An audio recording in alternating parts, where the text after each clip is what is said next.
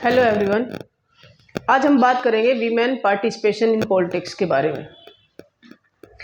जब देश का स्वतंत्रता संग्राम का आंदोलन चला तो सभी ने देश को आज़ाद करवाने में अपनी महत्वपूर्ण भूमिका निभाई। देश के संविधान को बनाने में भी सभी ने महत्वपूर्ण भूमिका निभाई। लेकिन आज भी जो वीमेन का पार्टिसिपेशन है उसको उस तरीके से याद नहीं किया जाता है जितना उसका योगदान रहा है। चाहे वो स्वतंत्रता आंदोलन में हो, चाहे वो संविधान बनाने में हो। कितनी महिलाएं हैं जिनको आप जानते हो जिन्होंने संविधान बनाने में अपना योगदान दिया। आप एक दो के चेहरे जानते होंगे।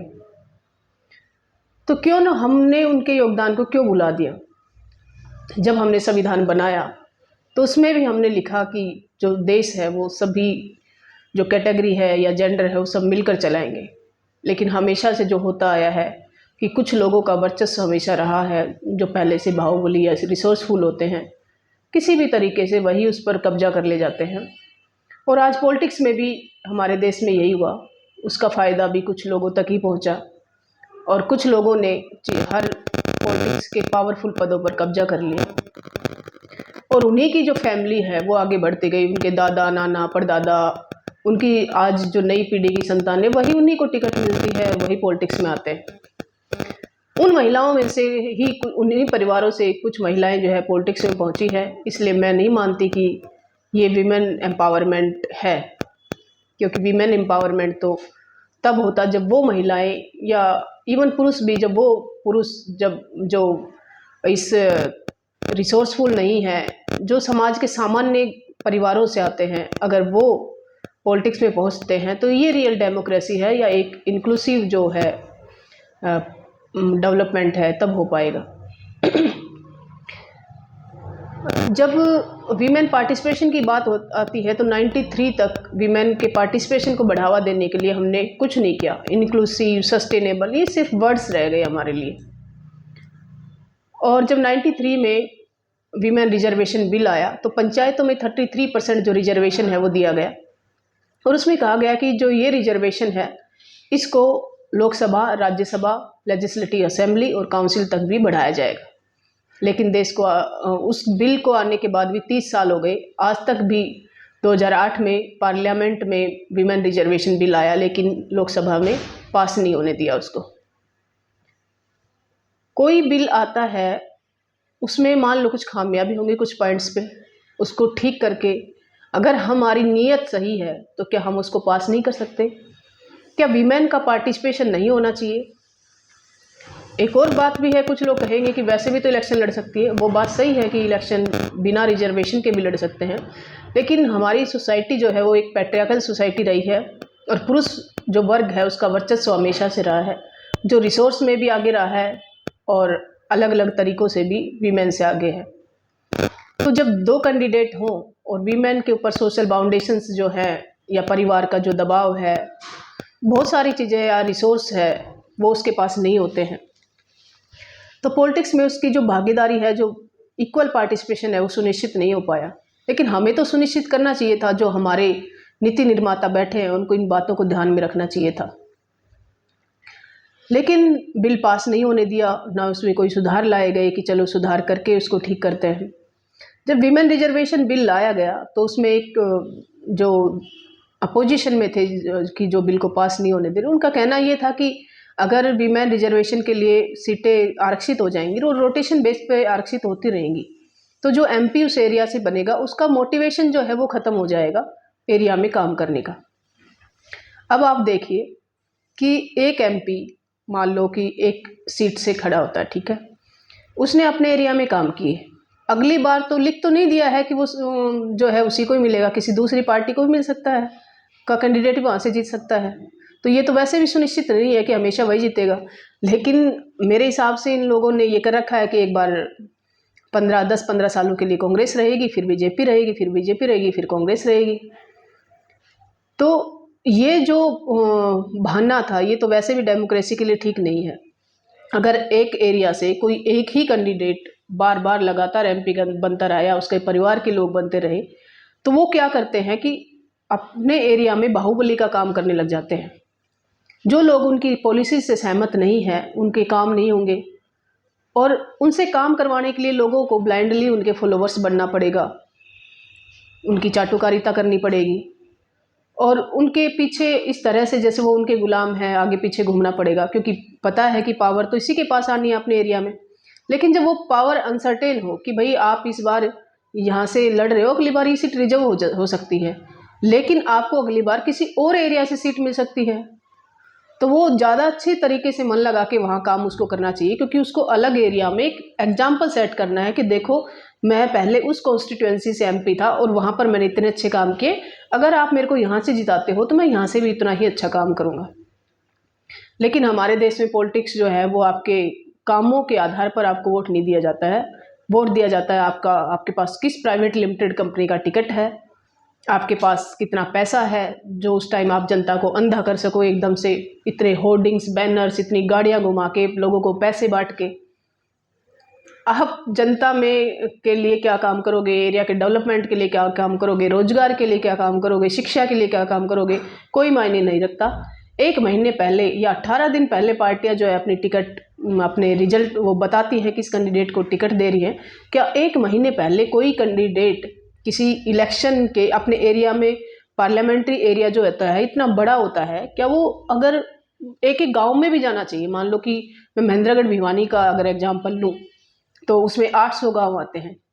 महीने भर पहले एक जब टिकट फाइनल होती है तो 800 गांवों में क्या वो चक्कर लगा सकता है? इम्पॉसिबल है। इसलिए हमारी जो पार्टियां हैं उनकी नीयत में ही नहीं है कि उनको कोई ग्रास रूट लेवल का कैंडिडेट चाहिए।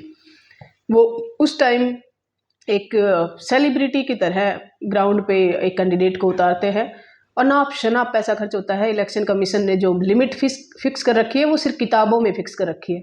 जिस तरह से हमारे देश में हर चीज़ किताबों में है, रिजर्वेशन को ग्राउंड पे लागू करना किताबों में है, वीमेन पार्टिसिपेशन को लागू करना किताबों में है, वीमेन एम्पावरमेंट लाना सिर्फ किताबों में है। इसी तरह से जो धन का जो व्यय होता है इलेक्शन में, उसका जो लिमिट है वो भी सिर्फ किताबों में है।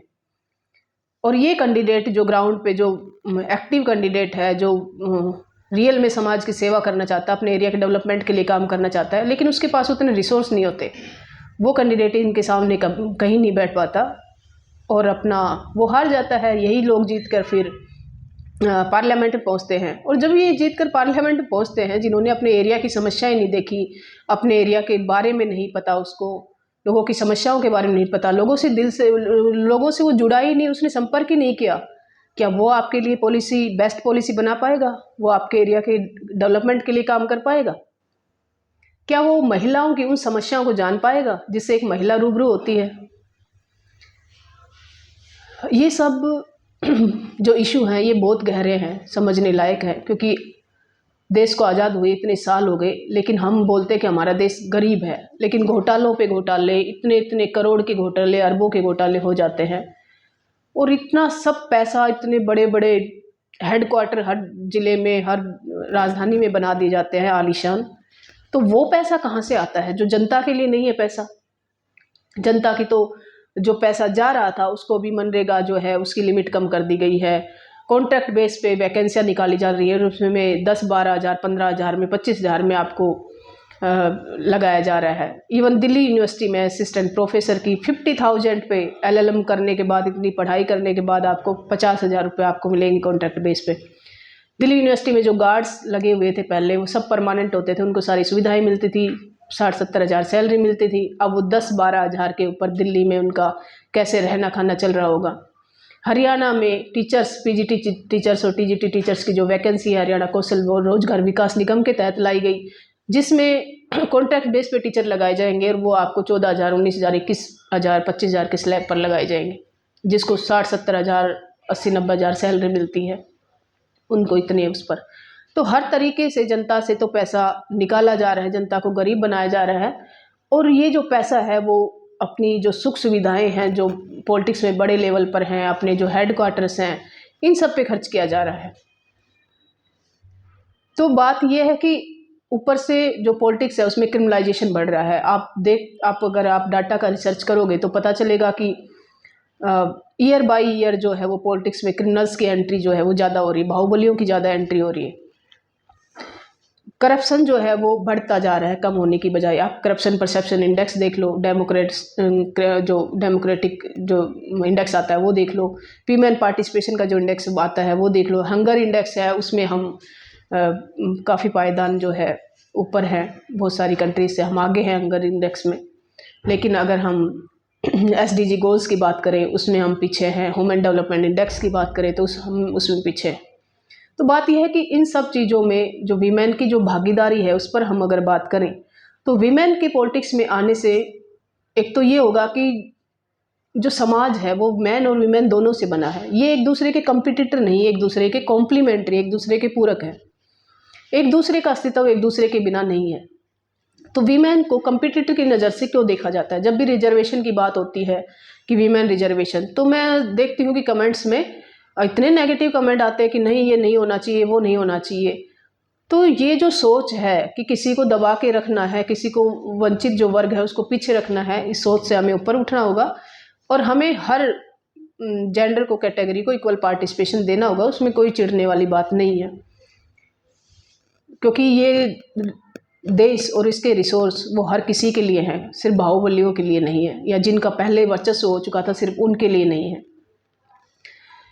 इसलिए वीमेन अगर पॉलिटिक्स में आती है तो जैसे क्रिमिनलाइजेशन जो पॉलिटिक्स का हो रहा है वो भी कम होगा, पॉलिटिक्स में जो करप्शन है वो भी कम होगा एक हद तक, और वीमेन फ्रेंडली जब ऑर्गेनाइजेशन बनेंगे, वीमेन लेड ऑर्गेनाइजेशन जब बनेंगे तो वीमेन के लिए एक जो माहौल है वो भी अच्छा होगा।